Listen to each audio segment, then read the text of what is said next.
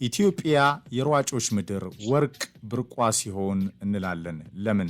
ይህ አብይ ጉዳያችን እናደርገዋለን። ከታመመ የቆየ የከረመው ነገራችን ላይ ነገ ይሄ ሻምፒዮን ሲያልቅም ፈጥኖ የሚረሳው ጉዳይ ነው። በተለይ በአንድ ሰንደቅ በአንድ ሀገር አንድ ላይ ሆነው አንድ ያልሆኑት የጃፓን ቶኪዮ ተወካዮቻችን ልክ እንዳለፉት ዓመታት ያለ ስራ ያለ ለውጥ የአምናውን የካቻምናውን ሲዲ ወይም መጽሐፍ እንደ መግለጥ ነው የኢትዮጵያ አትሌቲክስ እና የኢትዮጵያ ስፖርት ስርዓት ቅኝት። እዚህ ላይም ሀሳብ እንሰጣለን። ቁጭት ያለ ለውጥ እንላለን። ምን ሊፈይድ? እንዴት ነው ፍቅር? እንዴት ነው ኤፍሬም? እንዴት ናቸው አድማጮቻችን? ሁሉ አማን፣ ሁሉ ሰላም፣ ሁሉ ሰላም። ዘንድሮ የወርቅ ገድ የለም። አንዳንዴ ደግሞ ያለ ስራ ገድ ያለ ስራ ደግሞ አይሆንም እና መስራት ያስፈልጋል። መጀመሪያ የአንተ ኃጢአት አይደለም። ነገር ግን እንዴት ነው ግን አጠቃላይ ቅኝቱ? እንግዲህ ተመልካቾችም አድማጮችም አንተም እንደታዘባችሁት የኢትዮጵያ የአትሌቲክስ ጥያቄ ሌላ ሽንቁር ውስጥ የገባበት ሌላ ጥልቅ የሆነ ጥያቄ እንዲነሳበት ያደረገ ውጤት ነው እየተመለከተ ነው የምንገኘው። ባለፈው እሁድ በቀጥታ ስርጭታችን ውይይት ካደረግን በኋላ በነበሩ ውድድሮች ላይም የተመለከትነው ነገር ያንን ነው ኤፍሬም። ማራቶንን ጨርሰው የማያጠናቀቁ አትሌቶችን በጃፓን የዓለም አትሌቲክስ ሻምፒዮና ላይ ለመመልከት የበቃንበት እንዲሁም ደግሞ በ3000 ሜትር መሰናክል የአሰልጣኞቻችን የአትሌቶቻችን የስልጠና ጥያቄ እንደገና የበለጠ ጥያቄ ውስጥ የሚወድቅበትን ፐርፎርማንስ ነበር የተመለከትነው። እንግዲህ በአንድ ወቅት የ1964 የ1960 የ1968 ኦሎምፒኮችን በተከታታይ በማሸነፋችን ኢትዮጵያ የላንድ ኦፍ ማራቶን እስከመባል ቅጽል ስም አትርፋ እንደነበር ታስታውሳለህ።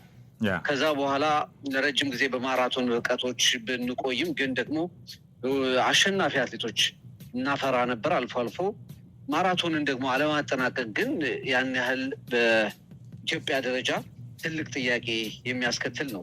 የማራቶን ሯጮች ሀገር ማራቶንን በግማሽ ማራቶን ብቃት ደረጃ እንኳ መሮጥ አልቻሉ።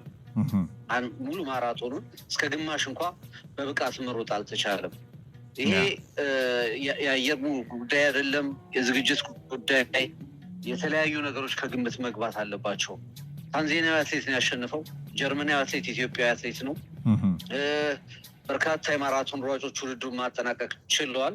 እኛ በጊዜ ከውድድሩ ተሰናብተናል። ቤስት የሚባለው የሩጫ ሁኔታችን ራሱ እስከ 8 ኪሎ ሜትር ማጠናቀቅ ይጎለው ነበር። ሶስተኛው ሯጫችን አትሌት ደሬሳ ራሱ ወደ 33ኛው ኪሎ ሜትር አካባቢ አቋርጧል። ኤፍሬም እዚህ በማለዳ ተነስተን አትሌቶቻችንን ኢንተርቪው ለማድረግ የወርቅ ሜዳሊያዎችን የብር የነሐስ ሜዳሊያዎች ከተገኙ በሚል በሌሊቱ ነበር የተነሳ ነው። ማራቶኑ 1 ሰዓት ተኩል ነው የጀመረው። በኢትዮጵያ ሰዓት አቆጣጠር 7 ሰዓት ተኩል እስከ መጨረሻው ብንጠብቃቸው አትሌቶቻችን አልተገኙም። ቢያንስ ማጠናቀቅ ያልተቻለበት ምክንያቱ ምንድን ነው እንላለን። ጥቂት ቆይተ ደግሞ በሜጀር ማራቶኖች ላይ እነዚሁን አትሌቶቻችን ወይ ደግሞ በተለያየ ምክንያት ከቡድኑ ገለል ያሉ አትሌቶችን ሜጀር ማራቶኖችን ደግሞ ሲያሸንፉ ትሰማለህ።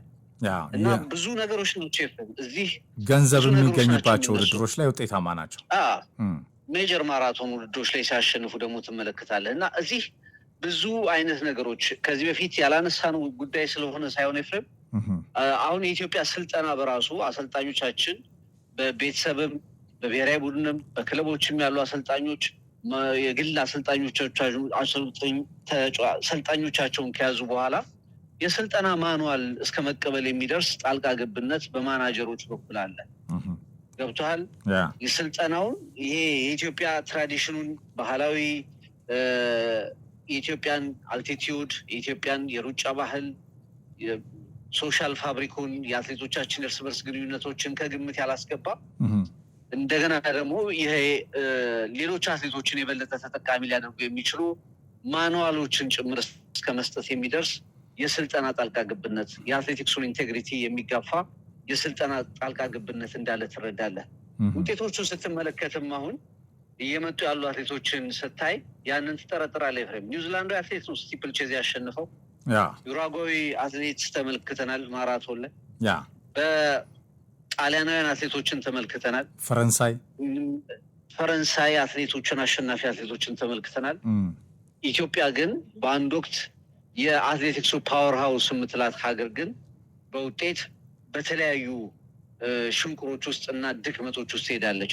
ይሄ በተለያየ ጊዜያት በትሪቡን በሌሎች ሚዲያዎች ያነሳ ነው። አንደኛው ትልቁ ምክንያት የአትሌቲክሱን የተለያየ ጣልቃ ገብነት፣ አትሌቲክሱ ላይ የምናነሳቸውን የአትሌቶች እርስ በርስ ግንኙነት፣ የስልጠና ክፍተት እና ሌሎችም እጅግ በተለያዩ የሙስና የአላስፈላጊ ግንኙነቶች የሚገለጹ ነገሮችን ማስተካከል ያልቻለ የስፖርት አድሚኒስትሬሽን በከፍተኛ ሁኔታ ተጠያቂነቱን ይወስዳል የሚል ሀሳብ አለ። እንግዲህ እንደምታስታውሰው ሁልጊዜ ውድድሮች በመጡ ቁጥር ኦሎምፒክና የዓለም አትሌቲክስ ሻምፒዮና አትሌቶች የሚመረጡበት፣ አትሌቶች ስልጠናቸው ስርዓቱ የሚመራበት ሁኔታ አንዱን ከአንዱ የሚያበላለጥ ፕላኒንጉ በጣም ፑር። አሁን ለምሳሌ እዚህ ከመጣን በኋላ የቶኪዮ ሙቀት የሚሉ ነገሮች ይነሳሉ። የቶኪዮ ሙቀት ይታወቃል። ኢትዮጵያ በዚህ ዓለም አትሌቲክስ ሻምፒዮና ለሶስተኛ ጊዜ የምትሮጠው በዓለም አትሌቲክስ ሻምፒዮና ብቻ ይፍረም በኦሎምፒክ 2 ኦሎምፒኮች ሮጣለች። በአጠቃላይ ቶኪዮ ላይ 5 ሜጀር ውድድሮችን አድርገናል። ውድድሮቹ በሙሉ የተካሄዱት ከኦክቶበር እስከ ሴፕቴምበር ባሉት ጊዜያት ነው። ይፍረም የዚህ ሀገር አየር ንብረት ይታወቃል። ፕላኒንግ በጣም ፕላን ታደርጋለህ፣ ዝግጅትህን ፕላን ታደርጋለህ። የአየር ንብረቱ በደንብ ይታወቃል። እዚህ ከመጣ በኋላ አይደለም ሙቀቶችን እንደ ምክንያት ማንሳት የምትችለው።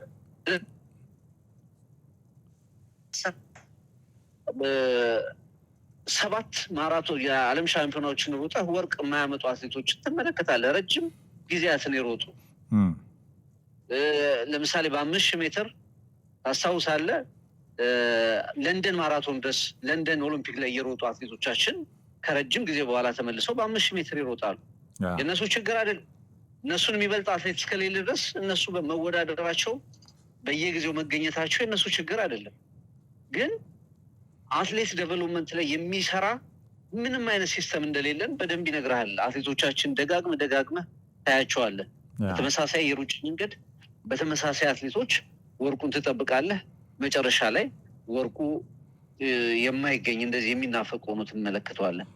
በምርጫው በኩል ዘንድሮ ትንሽ የተረጋጋ ነው እንጂ ምርጫዎች ራሱ ሁልጊዜ አከራካሪዎች ናቸው። ስለዚህ አንዱ ትልቁ ችግር ይሄ አትሌቶቻችንን ስልጠና ላይ የምናነሳቸውን ችግሮች ከተለያዩ ሀገራት ተሞክሮች ጋር የምናነሳቸውን ክፍተቶች፣ የእኛ ባህል የነበሩ ሌሎች ሀገራት ሌሎች ጎረቤቶች ተቀናቃኞች የወሰዷቸውን ነገሮች በድፍረት ማስተካከል የሚችል መቁረጥ የሚችል የአድሚኒስትሬሽን ጉዳይ አሁንም መፍጠር ያለመቻላችን ጉዳይ ነው። በእርግጥ ደጋግሜ አንስቼዋለሁ። ይህ አትሌቲክስ ፌዴሬሽን ከተመረጠ ወዲያውኑ የዓለም ሻምፒዮና የመጣው ግን ደግሞ በዚህ ጊዜያት ውስጥም የተሰሩት ስራዎች ጥያቄ ውስጥ የሚወድቁና የሚሞገቱ ናቸው። ለወደፊቱ ደግሞ የበለጠ እንዲጠየቅ የሚያስገድዱ ናቸው። ከዛ ውጭ ኢትዮጵያን አትሌቶች አሁን ለባህሬን፣ ለኳታር፣ ለአሜሪካ፣ ለእስራኤል፣ ለጀርመን እየሮጡ የተሻለ ውጤት የሚያመጡት ለምንድን ነው? ታለንቱ እኛ ጋር እያለ ከቅርብ ጊዜያት ወዲህ ሴፈንን ታስታውሳለህ? ምን አይነት ሜዳሊያዎች እንደነጠቀች። አሁን በማራቶን የተሻሉ ውጤት ያስመዘገበውን አትሌት መመልከት ትችላለህ። ሌሎችም አትሌቶች እነዚህ አይነት አትሌቶች ውጭ ሀገር ሄዶ የተሻለ ስልጠና ስለሚያገኙ ነው ብለህ መጠየቅ አለብህ። የተሻለ ድጋፍ፣ የተሻለ ስልጠና፣ የተሻለ ነገር ስለሚያገኙ ነው ወይስ እኛ አትሌቶቻችንን በበቂ የስልጠና ሂደት ውስጥ ማካተት ስላልቻለን፣ ድሮ የቆሙ አሰልጣኞች ስላሉ፣ የስልጠናት ፐርሰናሊቲ ከግል ፐርሰናሊቲ ከዛ ደግሞ ክህሎት ጭምር የማሟላት ክፍተት ያለባቸው አሰልጣኞችን ይዘህ እንዴት ውጤቱን ልጠብቅ ትችላለህ የሚል ነገር ማንሳት ትችላለህ። አንተ ስለቆምክ ደግሞ ሌላው ዓለም አይቆምም። ኤፍሬም ይኸው እኛ ቆመናል፣ ሌሎች ዓለማት ደግሞ እየሰሩ ነው። ታንዛኒያን ስታነሳ ነበር ቅድም በጥሩ ሁኔታ በመግቢያ ላይ። የጆን ስቴፈን አኮሪ ነው ታንዛኒያ በማራቶን የምትነሳው፣ እሱም በማሸነፍ አይደለም። እንደምታስታውሰው ያው በ1968 በሜክሲኮ ሲቲ ማሞልዴ ወርቁን ወስዶ ሁሉም ውድድር ተጠናቆ ካሜራ እየተሰበሰበ የመጣ እግሩን ደም ከእግሩ እየወጣ ካሜራ ግን እየተመለሰ እየተሰበሰበ ሁሉም ወደ ቤቱ ሲመለስ የመጣ አትሌት ነው። 4 ሰዓት ጠብቆ ነው የደረሰው። በቃ ኦልሞስት ሁሉም ስንብት እየተደረገ የመጣ አትሌት ነው። ሀገሬ ውድድር እንድጨርስ ነው የላከችኝ እንጂ እንዳሸንፍ አይደለም፣ ማሸነፉ ትርጉም አይደለም የሚል ንግግር በመናገሩ ምክንያት ማቋረጥ የለብኝም ከእነ አበበ ቢቂላ እኩል የትልልቅ ንግግሮች የኦሎምፒክ ሞመንት ላይ ተቀምጧል። ታንዛኒያ አሁን በወርቅ ሜዳሊያ ከፊት መጥታለች። አኳሪ ጀማሪ ነው። አንተ ከተቀመጥክ ሌሎች ሀገራት ደግሞ ይሰራሉ እና እኛ ሀገር ውስጥ ሁልጊዜ ውድድሩ ሲመጣ ሚዲያውም የስፖርት ቤተሰቡ ማህበረሰቡ በቁጭት ያነሳዋል። ከአንድ ሳምንት በኋላ ደግሞ ሁሉም ይረሳና የተለመደው ሽፍንፍን ብሎ ነገሮች የመቀጠል ነገራቸው ይቀጥላል። ከአንድ አመት በኋላ ደግሞ ስኬጁሎቹ ስለማይቆሙ ወይ ኦሎምፒክ ወይ ዓለም አትሌቲክስ ሻምፒዮና እየተፈራረቁ ይደርሳሉ። ተመሳሳይ ዙሪያ ጥምጥም ተመሳሳይ ጉንጭ አልፋ ክርክር እየተደረገ ያልፋል። ስለዚህ ለእውነት ለሀገሪቱ የሚያስፈልግ ስፖርት ነው ብሎ ከታመነ እነዚህ ተከታታይ ውጤቶች ጠቃሚ ናቸው ባይነኝ። ኤፍሬም መጥፎ ውጤቶች ቢሆኑም አንዳንድ ጊዜ ወርቅ አምጥተህ ከሚሸፋፈን ሁለት ሶስት ወርቅ እያመጣህ ከሚሸፋፈን ከዚህ በፊት እንደነበረው ወርቆቹና ውጤቶቹ ጠፍተው የመጨረሻው ዘላቂ መፍትሄ ቢመጣ መልካም ነው ብዬ አምናለሁ። ስለዚህ መጥፎ ውጤት መሆኑ በራሱ ከሰራንበት፣ ከተነጋገርንበት፣ ከተግባባንበት አትሌቲክስ ውስጥ ያሉ ንቅዘቶችን መቅረፍ ከቻልንበት መንግስት ትኩረት ከሰጠው ጃፓንም ጥሩ አጋጣሚ ነው ብዬ ነው ማስቀምጠው። የኢትዮጵያ አትሌቲክስ ፌዴሬሽን ፕሬዚዳንት ስለሺ ስህን 4 ወርቅ 4 ብር 4 ነሐስ ሲል ወልደ መስቀል ያሉት መስሎት ነው እንዴ? በስልጠናው ዘመን የነበረው እሱ አትሌት በነበረበት ሰዓት ይመስላል። የአይነት የአትሌቲክስ ቅርጽ የለንም። በጣም ትልልቅ ነጥቦች ነው ያነሳው ፍቅር። የኢትዮጵያ የማራቶን ወንድ አትሌቶችን እንደ አኳሪ ጠብቃቸዋል፣ አልመጡም እንጂ እነሱ እንደ አኳሪ ጠብቃቸዋል እንጂ አልመጡም እስከ መጨረሻው። የስልጠና ማኑዋል እስከ ማውረስ ግን የመድረስ በጣም ትልቅ ከ2015 ቤጂንግ አንስቶ ፍቅር በነበሩ ተከታታይ ወደ 6-7 የዓለም አትሌቲክስ ሻምፒዮናዎች ላይ የኢትዮጵያ አትሌቲክስ ያኔ ይወራ የነበረው ነገር ከ10 ዓመት በፊት አሁንም ይወራል። በተለይ ኢትዮጵያ እንደ አቦ ሸማኔ ተስፈንጥረው ከወርቁ ፊት በመጨረሻው ትንቅንቅ ወርቁን የሚያመጡ ድሉን የሚፈጥሩ የወርቅ የጸኑ አትሌቶችን ረስታ አሁን እንደ ሚዜ አጃቢ በጋራ በቡድን የማይሰሩ አትሌቶችን እያየን ነው። አሰልጣኝን ብሰማ ኑሮ ደግሞ የሚሉ አትሌቶችን እናያለን። በሁሉም መድረክ ተሸንፈናል።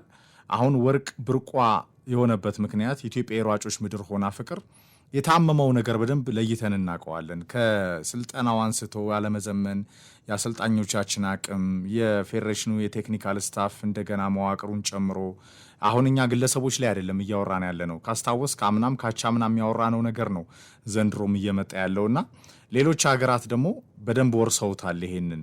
በዛ ላይ እኛ እንተባበርም ፍቅር፣ አትሌቶቹ አይተባበሩም። ይሄ አረንጓዴ ጎርፍ የተሰኘው በጋራ አብሮ መሮጥ ነገር አሁን እንደ ቅርስ መቀመጥ ያለበት ጉዳይ ሆኗል። እንደ ብርቅ የምናየው ነገር ሆኗል። ምክንያቱም የአትሌቶቻችን ታለንት ላይ ትኩረት ተደርጎ ሲሮጥ እያየን አይደለምና በቀጥታ ስርጭቶችም በ3000 መሰናክል ላይም ምንድን ነው ስልጠናው እስከ ማለት አንተ ደርሰሃል። መጨረሻ ላይ እንዴት እንደነበር አይተናል ፍቅር።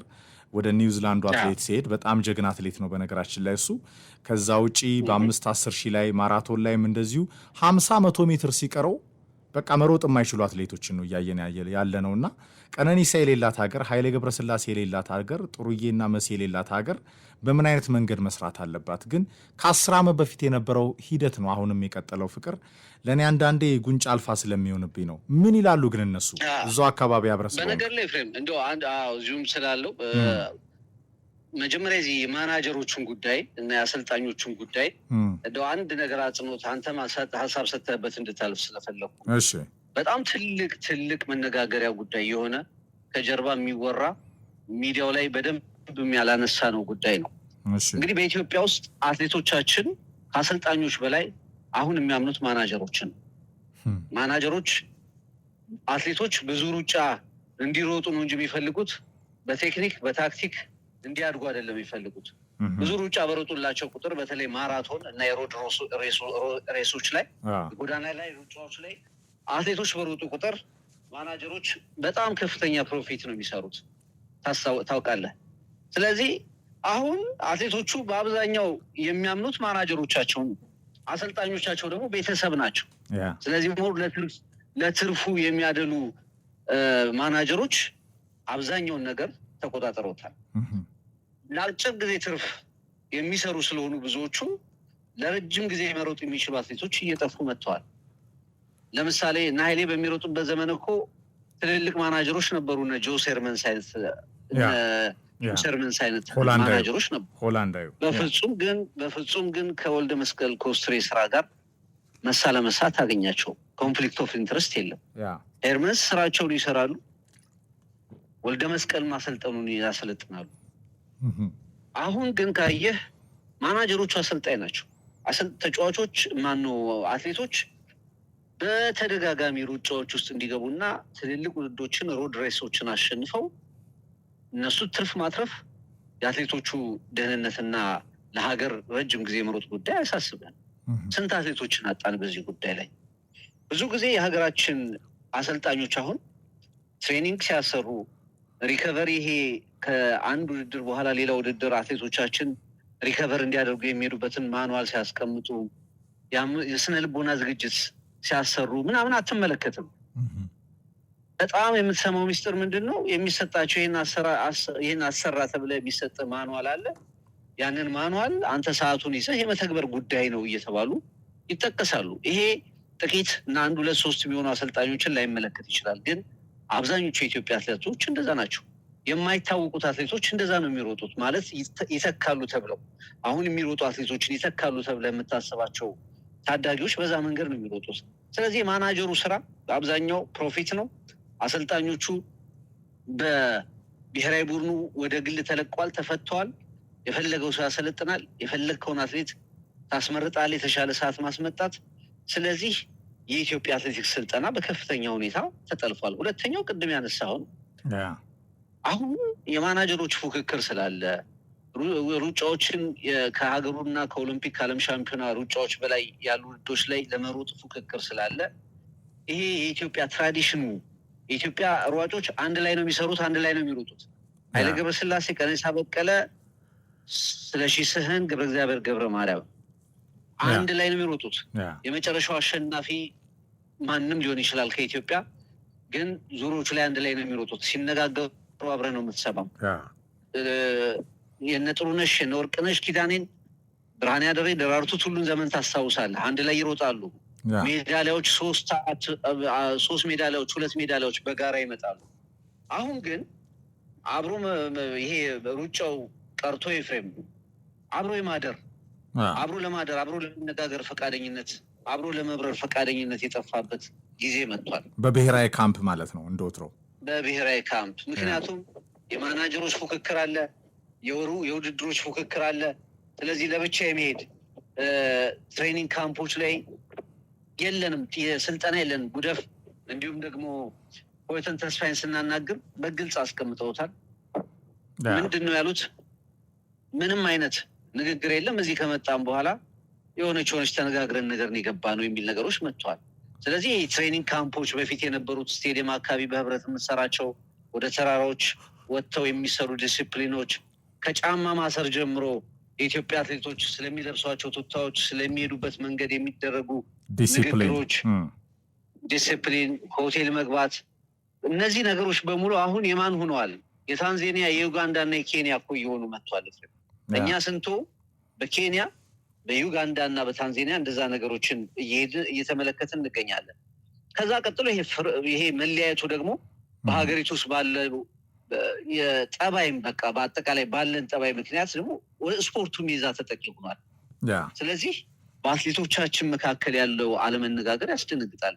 ባለፈው በተወሰነ ደረጃ ላነሳልህ ነበር፣ ምናልባት ወደፊት ስመጣም ላነሳው እችላለሁ። ለመደባደብ ግብዣ የነበረበትን የቶኪዮ ዓለም ሻምፒዮና እኮ ነው የተመለከት። ገና ኤርፖርት ውስጥ ውድድሮች ውስጥ ሳይገባ ከዚህ በፊት በነበረ ቁርሾ ትዕይንቶችን ትመለከታለህ፣ እንዲህ አይነት ነገሮች። ስለዚህ አንደኛውና ትልቁ መሰረታዊ ነገር ይሄ በአሰልጣኞች በስፖርቱ ቤተሰብ ውስጥ ለውስጥ በጣም የሚወራ አትሌቲክሱ ላይ በከፍተኛ ሁኔታ የሚወራው የውጭ ሀገራት ማናጀሮችን ጣልቃ ገብነት ማን ነው ያንን ወፍራም እጅ ደፍሮ የሚቆርጠው የሚል ትልቅ ቁርጠኝነት የሚያስፈልግ ይመስለኛል። በተለይ የማራቶንና የሮድ ሬሶች ላይ ያ ቁርጠኝነት እጅግ የሚያስፈልገን ሰዓት ላይ ደርሰናል።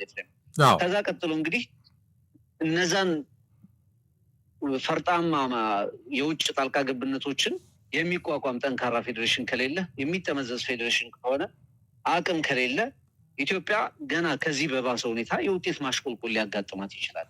አሁን እኔ ከፌዴሬሽኑም ዘሏል ብዬ ነው ማምነው ኤፍሬም፣ ከህዝቡም ዘሏል። ባለፈው ስለ ኦሎምፒክ ያነሳ ነው እና አሁን ያኔ ምን እንደተባለ ታስታውሳለህ? የጥቂት ጊዜ ጉዳይ ነው፣ ይረግባል። እኛም ሎስ አንጀለስ እንሄዳለን፣ ወሬውም ይወራል የሚባለው ነገር ይሄው የአትሌቲክስ ከአንድ ዓመት በኋላ ያስከፈልን ዋጋ ደግሞ እንደገና ተመልከቱ። ከዛ ነው የሚለቁልን ከሎስ አንጀለስ በኋላ። ነገ ሎስ አንጀለስ እንሄዳለን። ለእኛስ አስቀድመን የዓለም አትሌቲክስ ሻምፒዮን አለ። ስለዚህ አሁን ከእኛም ከህዝቡ ስሜትም ስለወጣ መንግስት አንዳንድ ትልልቅ ሀገራዊ ጉዳዮችን በሚመለከትበት ህሳቤ እና ልክ ማየት አለበት ብዬ አምናለሁ። አትሌቲክስ ለኢትዮጵያ ትልቅ ትርጉም ያለው ነገር ነው። ብዙ መሰረታችንን ብዙ አንድነት የፈጠረ ብዙ ማንረሳቸውን ከታዳጊነት እስከ ጎልመስፋነት በየትኛው ዕድሜ ለሚገኙ የሀገራችን ዜጎች ኢትዮጵያ የሚለውን መልክ ከፍ አድርገው ከሚሰቅሉ እሴቶቻችን መካከል አንዱ ነው። ስለዚህ መንግስትም አንድ የሀገሪቱ ትልቅ ሀብት የመውደም አደጋ ሲያጋጥመው በምን አቅጣጫ ነው የምናስተካክለው የሚል ትልቁ ደረጃና ምስል ላይ እየደረስን ይመስለኛል። ከፌዴሬሽኖች ከሚኒስትር መስሪያ ቤትም ጭምር ብቻ ይህንን ፍቱ ብለህ የምትተው ውድቀት አይመስለኝም እና በሀገር ደረጃ እንድናየው የሚያስገድድ የውጤት ተከታታይ ቀውስ አጋጥሞናል ብዬ ነው ማስቀመጫው። ለዚህ መንግስት ፓሽን እስካለው ድረስ ፍቅር ይህንን ማድረግ በጣም ይቻላል። ትልቁ ሀብታችን ነው። በጠቀስከው ደረጃ ፍቅር አትሌቲክሳችን ኢትዮጵያ በምን ነበር የምትታወቀው በዓለም አደባባይ? ቅድም በመጀመሪያ ፕሮግራማችን አቤ ጫማ ተጫምቶ ከጃፓን ቶኪዮ ሲያሸንፍ ሩቅ ምስራቅ ጃፓን በባዶ እግር ሮም ላይ የአሻራ በዘመን ቅብብል የፈጠራቸው አትሌቶች የኢትዮጵያ አትሌቲክስን ተሸክመው ለሀገር ወገን ኩራት ሆነው በዓለም አደባባይ ታይተዋል። እነሱም መልቲሚሊዮነሮች ሆነው ለዜጎቻቸው ስራ ፈጥረው አሪያ የትውልድ መነቃቃት ሚስጥር የአረንጓዴ ቢጫ ቀዩ ሰንደቃችን የኩራት ሚስጥር ሆኖ በዓለም አደባባይ ከፍ ብለናል። በጃፓን በሮም በተለያዩ ዓለማችን ክፍሎች ስንዞር ፍቅር የምታውቀው ነው። የኢትዮጵያ አትሌቲክሶች የኢትዮጵያ አትሌቲክስ ጀግኖች በደንብ ነው የሚታወቁት። ፍቅር ሕያው ጀግኖች ናቸው። እነዚህን አትሌቶች ማፍራት የሚችል የአትሌቲክስ ስርዓትና የስፖርት ስርዓት ቅኝት ነው ያጣ ነው እንጂ ኢትዮጵያ አሁንም የሯጮች ምድር ነች። ኢትዮጵያ የማይነጥፍ ሮጠው ያልጠገቡ ታዳጊና ወጣቶችን በየጫካው ይዛለች። አሁንም ፍቅር ፓሽን ያላቸው ተስጦ ያላቸው እንዴት ይስሩ ነው ጥያቄው። ከዛ ውጭ ደግሞ እንዳልከው ከቁጥጥር የወጫው ይሄ በዚህ ሰዓት ተኙ፣ በዚህ ሰዓት ተነሱ፣ በዚህ ሰዓት ሩጡ፣ ይሄኛው ውድድር ላይ ግቡ፣ ይሄኛው ውድድር ላይ የሚሉ የአትሌት ማኔጀሮች እጃቸው ረጅም ሆኖ ተጽዕኗቸው ሀያል መሆኑ ከ2015 ቤጂንግ አንስቶ ስናነሳው ነበረ። ባለፉት 10 ዓመታት እንኳን ፍቅር አሁን ወለሉ ላይኛው በቂጣችን ተቀምጠናል። ይሄንን ለማንሳት ምን መስራት ያስፈልጋል በሚለው ላይ ቅድም በደንብ ነው አንተ የተነተንከው። እኔ የምደግመው ጉዳይ አይሆንም። ገንዘብ ላይ ማተኮርና ያንን ሰብሮ ለመጣስ በተለይ ጨከን ብለው ውሳኔዎችን የሚያስተላልፉ አንዳንዴ መንግስት ጋር መከው ሳይደርስ ፍቅር ትልቁ ነገር መንግስት ጋር ነው። አሁንም በተለይ ፕሮጀክቶች ታዳጊዎች እንደገና ደግሞ በጣም ይሄ ጎምቱ ሆነው አላሰራ ያሉ ሰዎችን ጭምር ነቅሎ በማውጣት በብዙ መንገድ የዘመኑ የስፖርት አመራሮችንና ስርዓቶችን መቀየስና በጣም የሌት ተቀን ክትትል ያስፈልጋል። በዚህ በኩል መንግስት ምን ያህል ፓሽን አለው፣ ምን ያህል አውትሶርስ አድርገው ለሚያውቁት ሰጥቶ ያሰራል የሚለው ለእኔ አሁንም ትልቁ ጥያቄ አለኝ። እንዲሆን ይፈለጋሉ ብለን የደመደምነው ጉዳይ ነው። ግን ተመሳሳይ አትሌቶችን የምናይበትን ምክንያት ፍቅር አይቻልም ማለት አይቻልም ወይ? የብሔራዊ ቡድን አሰልጣኞችን ሱፐር ፓወር ሰተህ የትኛውም የወርቅ አትሌት ሄዶ መደረብ ወይ ደግሞ መሸነፍ እስከሆነ ድረስ መቀነስ የምትችልበትን መንገድ መፍጠር፣ ጨከን ያሉ ውሳኔዎችን መቼ ነው የኢትዮጵያ አትሌቲክስ ስራ አስፈጻሚና አመራሮች የሚወስኑት? ደጋግሞ ይሄ እየታየ ነው። ካምፑን እየበጠበጡ ነው። የአትሌቶች ማኔጀሮችን ረጃጅም እጆችን ማስቀረት ካልተቻለ አትሌቱን ጭምር ማስቀረት አይቻልም ወይ?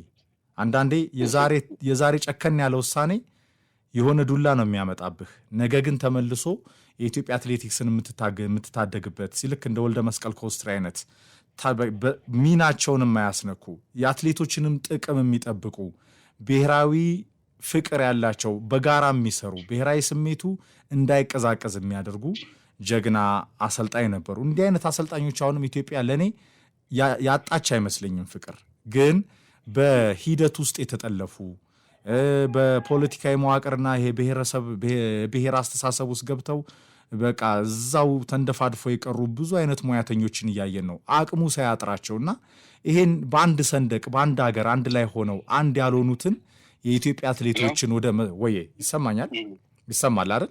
ወደ አንድ መስመር ማስገባት የሚቻልበትን ጨከን ያለ ውሳኔዎችን ለማስተላለፍ ግን ያሁን የስለሺ ስን አስተዳደርና ስራ አስፈጻሚው ለምን አይችልም ብለህ ታስባለህ? አንደኛው ቅድም ያስቀመጥከው ነገር ነው። የኢትዮጵያ የስፖርት አደረጃጀት እና የፌዴሬሽን ምርጫዎች ከዚህ በፊት የምታውቃቸው ናቸው። ምርጫ ሲመጣ የሚገቡ ፕሮሚሶች ብቻቸውን አትሌቲክሱን እግር ኳሱን ነፃ ማውጣት የሚችሉ ናቸው። ምርጫው ሲደርስ የተለያዩ ሀገራት ተሞክሮች፣ የመፍትሄ ሀሳቦች ከሪሰርቾችም ከባለሙያዎችም ይሰበሰቡና እኔን ብትመርጡኝ እንደዚህ አደርጋለሁ የሚሉ ወርቅ የሚያስጨብጡ እንትኖችን ቃሎችን ትሰማለህ። ከዛ በኋላ ራሳቸው የተመረጡ ሰዎችም አካላትም ከፍተኛ ርብርብ አድርገው ከፍተኛ ሽኩቻ ውዝግብ ተደርጎ በሀገሪቱ አንዳንዴ በጣም ከትልልቅ ፖለቲካዊ ምርጫዎች ባልተናነሰ የሚደረግ ሽኩቻ ይከናወንባቸውና እነዛ ቃሎች የሚዳፈኑ ሆኖ ትመለከታቸዋል። ዝም ብለው የአፍ ቃል ነበሩ፣ ስልጣኑን ለመጨበጥ የሚደረጉ ንግግሮች ነበሩ እንጂ እውነት ነገሮችን ከስር ለመስራት የታሰቡ እንዳልነበሩ በዛ ደረጃ ትረዳለህ። ሁለተኛ እነዛን ራሱ የተገቡ ቃሎችን ለመፈጸም የሚያስችል ትክክለኛ ሰው ፕሮፌሽናል ሳይንቲፊክ የሆነ አሰራር ማምጣት የሚያስችል አቅም፣ አሰራር፣ አደረጃጀት ስፖርቱ ላይ ያለ ትልቅ ክፍተት ሆኖ ትመለከተዋለህ። አንደኛው እሱ ነው።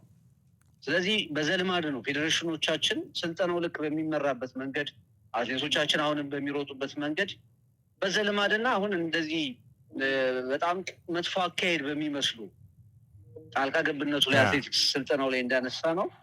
በአመራሩ ላይም ዝም ብሎ ቅርጽ አልባ የሆነ አመራር ነው ስፖርቱ ላይ አብዛኛው የምንመለከተው። አንዱ መሰረታዊ ችግር እሱ ነው። እንግዲህ ይሄ ውጤት ከተመዘገቡ በኋላ ኮማንደር አትሌት ስለሺ ስህንን አግኝቼ ነበር። ኤፍሬም በዛ አካባቢ ያለውን ድባብ ለመረዳት ሙከራ አድርገን ነበር። ውጤቱ በእውነት ልክ በከፍተኛ ሁኔታ የስሜት ስብራት ፈጥሯል። ግን ደግሞ አንድ የተናገረው ነገር ምንድን ነው? እንዲህ አይነት ውጤቶች የበለጠ እንግዲህ በሁለት በሶስት ወርቅ ተሸፍነን ከመመለስ በዘለለ ሊያገለግሉን ይችላሉ የሚለውን ቅድም ያነሳሁትን ሀሳብ የሚያጠናክር ሀሳብ ነው የተናገረው። በቃ እጅግ መጥፎ ሁኔታ ውስጥ ያለ ነው፣ ነገሮችን የምንቀይርበት መነሻ ሊሆነን ይችላል የሚል ሀሳብ ነው ሲያነሳ የነበረው። ስለዚህ አንደኛው ቅድም ያልከው አትሌቶችንም ማገድ የማይቻልበት ጠንከር ያሉ ውሳኔዎችን አሳልፎ የኢትዮጵያን አትሌቲክስ ትብታብ መፍታት የማይቻልበት ትክክለኛው አንዱ ምክንያት ያንን ማድረግ የሚችል ማኔጅመንት እና የስልጠና የስፖርት አመራር ስርዓት ስለሌለን ነው። በእውቀት በክሎት በሁሉም ነገር ስለሌለን ስላልተፈጠረ ነው። ያንን በምሳሌነት መምራት የማይችል ስለተመለከተ ነው። በአንድ ወቅት ታስታውሳለህ፣ ትሪቡን ላይም ደጋግመን አንስተነዋል። ኬንያ በጣም በኮራፕሽን የፌዴሬሽኗ ይነሳል እንደምታውቀው። እንደገና በዶፒንግ ብዙ ጊዜ ርዕሰ ጉዳይ ሆነው ያውቃሉ። ግን አንድ ነገራቸው ግን የማይነካ ነገር አላቸው። የኤልዶሬት ስልጠናቸው አይነካም። ኤልዶሬት ላይ ያለው የስልጠና ባህላቸው አይነካም።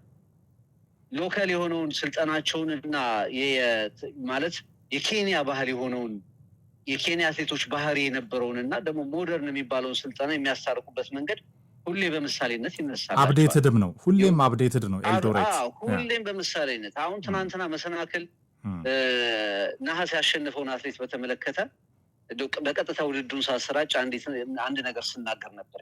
እሱንም ኬንያዊ ጋዜጠኛ ነው የነገረኝ። እዚህ ከአንገስ ጋር አንገስን ታውቀዋለህ? የኢትዮጵያዊቷ ጋዜጠኛ ሃይማኖት ባል ነው፣ ግን ከፈረንሳይ የኢትዮጵያና አትሌቲክስ ታሪኮች በአብዛኛው የዘገበው ጋዜጠኛ ነው።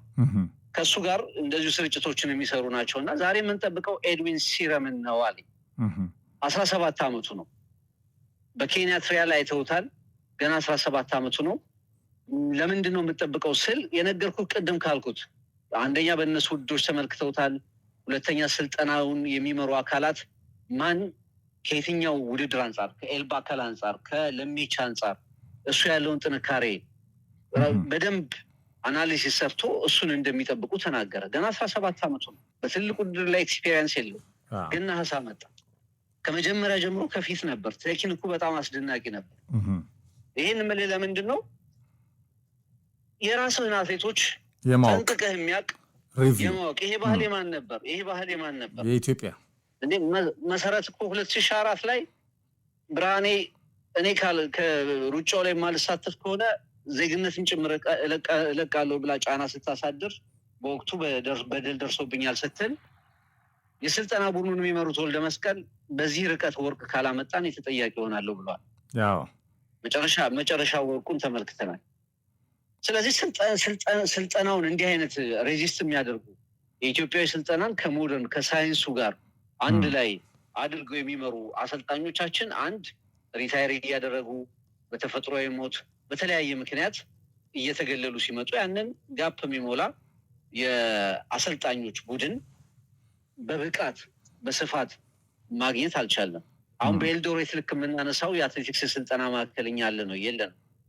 በኤልዶሬት ልክ ሌላው ቀርቶ ነው የምነግርህ በአግባቡም ትራክ የለንም እኛ። ዩጋንዳን ተመልከት። በጣም ኡጋንዳ በአትሌቲክስ የምትታወቅ ሀገር አይደለችም። እውነት ለመናገር አልፎ አልፎ የሚያሸንፉ አትሌቶችን ትመለከታል። ግን ጆሹዋ ቺፕቴጌ 3 የዓለም አትሌቲክስ ሻምፒዮና ሲያሸንፍ እነ ቺሊሞ ሲመጡ አሁንም በጣም በጥሩ ሁኔታ የሚሮጡ አትሌቶቻቸውን ስትመለከት በትንሽ ታለንት እና በትንሽ ዘመናዊ ነገር በአትሌቲክስ ውጤታማ መሆን ችለዋል። እና ቅድም አንተ ካልከው ሀሳብ ምስማማው ኢትዮጵያ በጣም ትልቅ ሀገር ነች። ታለንቱ እንዳለ ነው፣ እንደተቀመጠ ነው። መልክዓ ምድሩ እንዳለ ነው። በማለዳ ተነስተው ሩቅ የሚያልሙ ዛሬም በከፍተኛ ፍቅር ነገ ለሀገራቸውም ለራሳቸውም ትልቅ መሆን የሚያልሙ ባለተሰጡ አትሌቶች በየቦታው አሉ። አሁንም ፍንጩን ትመለከተዋለህ። ያንን ግን ሪኮግናይዝ አድርጎ የሚሰራ ሲስተም የሚሰራ ወሳኝ አካል ግን የሀገራችን ችግር ሆኗል የሚል እምነት አለኝ። እንደ መጨረሻም ሀሳብ እናደርገዋለን። ፍቅር ይሄ ነገር እንቀጥለዋለን። ያው ነገሮችን የምንቀይርበት መነሻ ሊሆነን ይችላል የሚለው ስለሺ መንደርደሪያ አንተም በደንብ አስረግጠ የተናገርከው ጥሩ ነገር ነው። ካልደፈረሰ አይጠራም። አንዳንዴ ቁጭት ያለ ለውጥ ምንም ሊፈይድ አይችልም። ስልጠናውን፣ ሳይንሱን ነገን አፕዴት ማድረግ ለምንድን ነው እኛ እንዲሆን ነው የሚለውን ነገር ሁላ ማየት ያስፈልጋል። ወራቶች በፊት ፍቅር እዚሁ የአካዳሚ ላይ የነበረው የኢትዮጵያን ውድድርን ታስታውሰዋለህ? ያለ ትራክ ሸራ ተነጥፎ ባልተሟላ ትራክ ላይ የነበረው ውድድር፣ በየክልሉ የሚከናወኑ የኢትዮጵያ ሻምፒዮናዎች በሬዳ ሻሸዋ ላይ የነበሩ ራሳችን ላይ እንቀልዳለን። ሞጆ ደረቅ ወደብ ላይ ትራኩ ደርሶ ያሁላ ሚሊየን ብር ወጥቶበት ፌል ሲያደርግ ብዙ ነገሮች አሉ ከኢትዮጵያ አትሌቲክስ በስተጀርባ ከኢትዮጵያ ስፖርት በስተጀርባ ፍቅር። ይሄ ሁላ በጣም ከላይ ጀምሮ የታመመው የስርዓት ቅኝት ማሳያ ለእኔ ይመስለኛል። ከዚህ አንጻር ምናልባት ለእኔ መወሰን መቻል ተደጋጋሚ አትሌቶች እናያለን። ሁሌ የሚወጡት መጨረሻ ሁሌ የሚወጡት የሚደረቡ ወይ ደግሞ የሚያቋርጡ ናቸው። ለምን ተወስዳቸዋለህ? ባይሄድስ እኔ ለምሳሌ በግልጽ ቋንቋ 2 ሲደመር 2 4 ነው አይደል? ጉዳፍ ሆነች ኃይሌ ወይ ቀነኒሳ አይደለችም። ይሄ ፐርሰናላይዝ ሊደረግ አይገባም። በሪሁ ሆነ ሃጎስ ሆነ ዮሚፍ ሆነ ወይ ሌላ ሆነ ሚስተር ኤክስ ሆነ ምናምን ደጋግመን አይተናቸዋል። እነዚህ አትሌቶች እንደ ቀነኒሳ እንደ ኃይሌ እንደ ጥሩዬ እንደ መሲ 10 ዓመታት በላይ በወርቅ የኢትዮጵያን አትሌቲክስ የተሸከሙ አይደሉም። ሶዋት መስዋዕትነቱን ትከፍላለህ። ያኔ የአትሌት ማኔጀር የሚባለው ማጥፋት ትችላለህ። ይሄን ለመወሰን የሚያስችል ፓወር ስለሺስንና አመራሩ አለው ስራ አስፈጻሚው። ደራርቱም ነበራት፣ ኃይሌም ነበረው፣ አቶ አለባቸውም ነበራቸው። እኔ እንኳን የማውቃቸው በዚህ 10 ዓመት በቅርብ ርቀት የምናውቃቸው ፍቅር። ግን እነዚህ የአትሌት ማኔጀሮች ደረታቸውን እየነፉ አልታዘዝ ብለው አትሌቶችን እንደፈለጉ እያደረጉ ሽቀላውን እያመቻቹ ብሔራዊ ስሜቱን ሲያጠፉ የአትሌት ማኔጀሮች እኮ ከግብፅ ይሆናሉ፣ ከሆነ ሀገር ይሆናሉ፣ ከምን ይሆናሉ። ጆስ ሄርሜንስ እኮ ኢትዮጵያዊ ደም የነበራቸው ሆላንዳዊ ናቸው። ከኃይሌና ቀነኒሳና ከእልፍ የኢትዮጵያ አትሌቶች በስተጀርባ ሌት ተቀን ቆመው የነበሩ ናቸው። ኃይሌንም ተጠቃሚ ማድረግ ላይ ያቅዳሉ። የኢትዮጵያ ብሔራዊ አትሌቲክስን ጥቅምም ይጠብቁ ነበረ። እንዲህ አይነት ስርዓት ለመፍጠር መጀመሪያ እኛ በአመራር ደረጃ የጀገነ የሚወስን ቆረጥ አድርጎ የሚወስን መሆን አለበት። ካልደፈረሰ አይጠራም። ምን ይላለው? ይህንን ለማድረግ ፍቅር እላይ ድረስ መንግስት ለእኔ የሚያስፈልግ አይመስለኝም። ለምሳሌ እላይ ድረስ ስል ለምሳሌ የሀገሪቱ በዚህ ሰዓት ቁጥር 1 ሰው ጠቅላይ ሚኒስትሩ ናቸው። እሳቸው ድረስ ሳይደርስ ይህን ነገር መወሰን ይቻላል። እሳቸው ጋር ደርሶ እሳቸው የሚወስኑት ሳይሆኑ ይህን ለማድረግ ለለውጥ ነው የመጡት። ቃል ገብተው ነው የመጡት። በቃ የታመመውን ነገር በቅርብ ርቀት እያዩ ነው። በየኮሪደሩ በብሔራቸው ተከፋፍለው የሚሰዳደቡ ለቦክስ የሚፈላለጉ አትሌቶችንና የስፖርት አሰልጣኞችንና ስቴክሆልደሮችን እያየን ነው። የሚሸርቡ ብሔራዊ ስሜቱን ያጠፉ አስመሳዮችን እያየን ነው።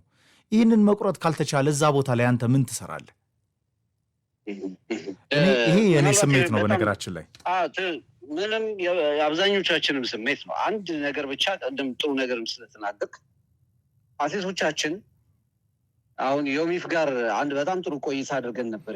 ተመልክተው ከሆነ እና ኦነስቱ ነው ቃለ ምልልሱን የሰጠን።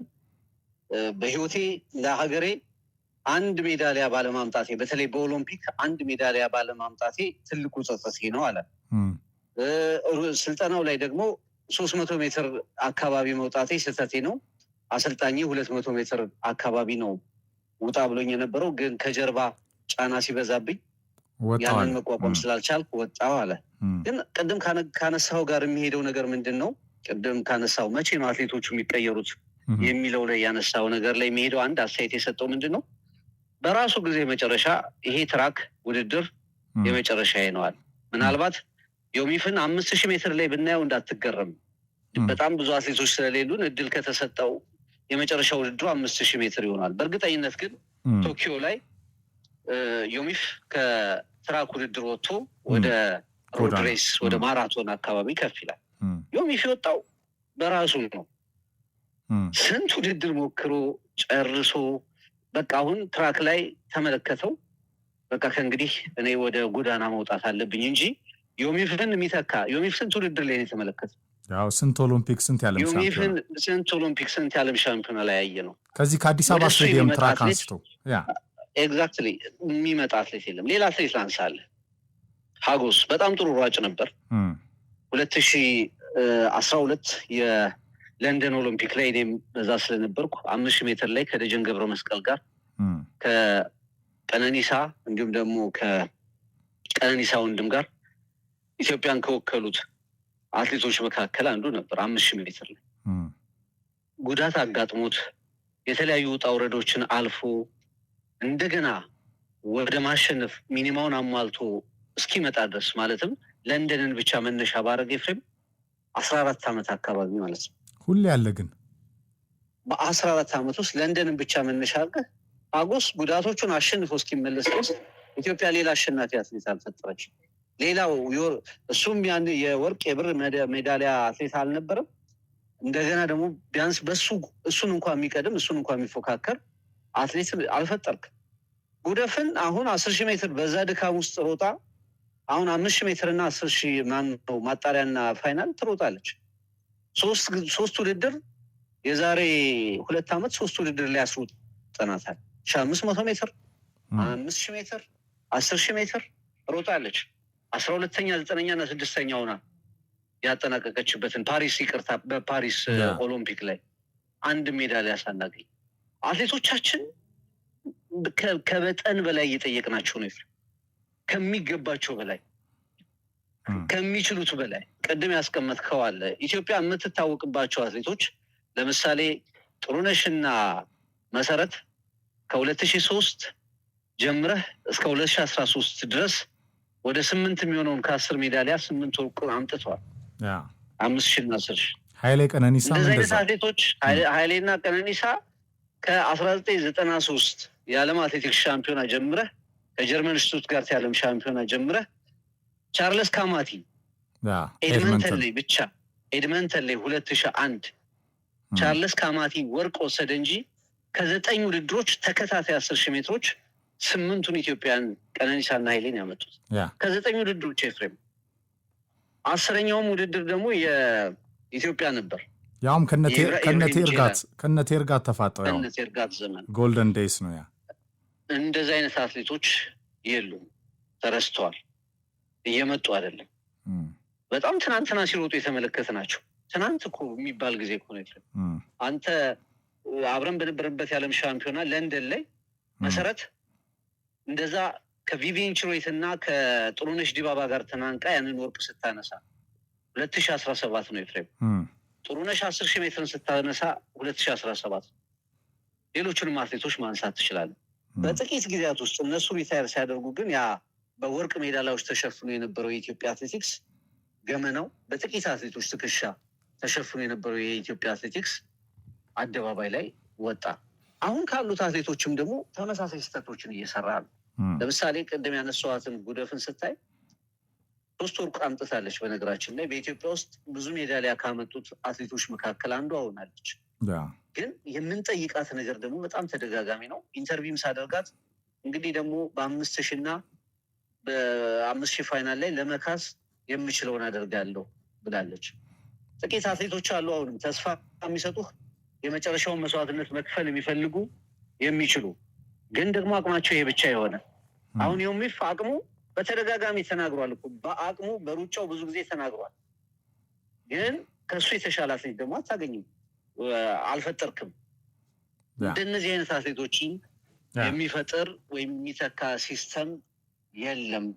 በቃ አሁን ደግሞ ይበቃናል ብሎ ታዳጊዎችን ተመሳሳይ ውጤቶችንና ተመሳሳይ ፊቶች ላይ ወስኖ እንደው ኢትዮጵያ ምንድን ነው የሚያጋጥማት ከዚህ የባሰ ውጤት ምንድን ነው?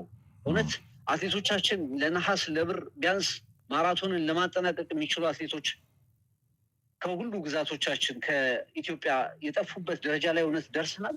መቼም አይሆንም። መቼም እዛ ደረጃ ላይ እንደማንደርስ ይታወቃል። መቼም።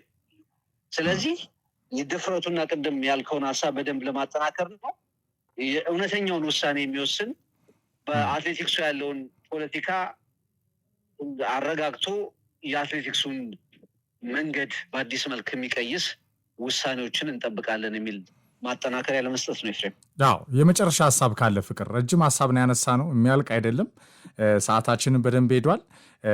ጠቅለል ያሉ ነገሮችን በደንብ አስረግጠን ሀሳብ ሰጥተናል። ጠቃሚ ሀሳቦች ናቸው። ጆሮ ካለ ማጠቃለያ ሀሳብ ካለ የመጨረሻ 1 ደቂቃ ልስጥ። እንግዲህ ዝም ብዬ 1 ደቂቃ ብቻ ያው አሁን 1500 ሜትር ፋይናል ውድድር አለ። ይፍም ከ15 ደቂቃ በኋላ ፍሮዌኒ ኃይሉ ትሮጣለች። በዚህ ርቀት ላይ ቀደም ሲል ያነሳናት ባለፈው ፕሮግራማችን የደረቤ ወልተጂን ቀውስ ታውቃለህ። በዛ ምክንያት አትሳተፍም። ሳሮን በሬ ደግሞ ማጣሪያውን በማለፏ አትገኝም። አሁን ኢትዮጵያ ትልቅ ተስፋ የምትጠብቀው ከ5000 ሜትር ነው። 5000 ሜትር ደግሞ በጣም ከባድ ነው። 5000 ሜትር ከ10000 ሜትር ትንሽ ከበድ ያለ ፉክክር ይጠበቃል እና ምናልባትም ጃፓን ላይ እነፊጣ የነበሩበት የዓለም ሻምፒዮን አለ። ኤፍሬም 1991 ወይም 93 ይመስለኛል። 91 ነው። 93 ሹትጋርት ነበር። በፊጣ ባይሳ ብር ብቻ ነበር የተመለስነው። መጥፎ ከሚባሉ የዓለም ሻምፒዮናዎች መካከል አንዱን ያሳለፍንበት ነበር። የቶኪዮ ኦሎምፒክ እንደዚሁ በሰለሞን ባረጋ ወርቅ ብቻ የተመለስንበት ነበር። ቶኪዮ ምድር ላይ በጣም ጥሩ በጃፓን ጥሩ ኦሎምፒክ ነው ውድድር ውጤት ያስመዘገብ ነው። አንደኛው አበበ የሮጠበት የቶኪዮ ኦሎምፒክ ነው። ሌላኛው የኦሳካው የዓለም ሻምፒዮና ነው። ስለዚህ ቶኪዮ ላይ ካሉን 5 ውድድሮች ከመጥፎቹ አንዱን ለማዳን የቀሩን ውድድሮች ጥቂት ናቸው። በጣም ጥቂት ቀርተዋል። ግን መሆን ያለበት ከዚህ በመንደርደር ትልቁን ምስል በማሰብ የኢትዮጵያ አትሌቲክስ በሁሉም ደረጃ መምከር ይኖርበታል የሚል መልዕክት ማስተላለፍ ነው የምፈልገው። በቀጥታ እንግዲህ በ1500 ሜትር የሚከናወኑ ውድድር ለመመልከት ወደ ስቴዲየም መግባቴ ስለሆነ የኔም ቆይታ ቢጠናቀቅ ለነበረን ቆይታም ከልብ አመሰግናለሁ። ኤፍሬም፣ በቀሪ ውድድሮቻችን እንዳለ ወርቅ ብናመጣ ራሱ የኢትዮጵያ አትሌቲክስ አንገቱን ቀና አደረገ ማለት አይደለም። በቀሪ ውድድሮቻችን እንዳለ ወርቅ ብናመጣ እኔ በዜሮ ተባስተን ብንመለስ የተሻለ ነው። ምክንያቱም ነገሮችን የምንቀይርበት መነሻ ጨከን የምንልበት በጣም ከታመመ የቆየውን የአትሌቲክሳችንን ቅኝት ለማስተካከል ውሳኔዎችን የምናስተላልፍበት እንዲሆን ነው። ባልደረባችን ፍቅር ይልቃል ለሰጠን ሀሳብ አስተያየት ከልብ እናመሰግናለን። ከጃፓን ቶኪዮ በቀጥታ እኔም በጣም አመሰግናለሁ።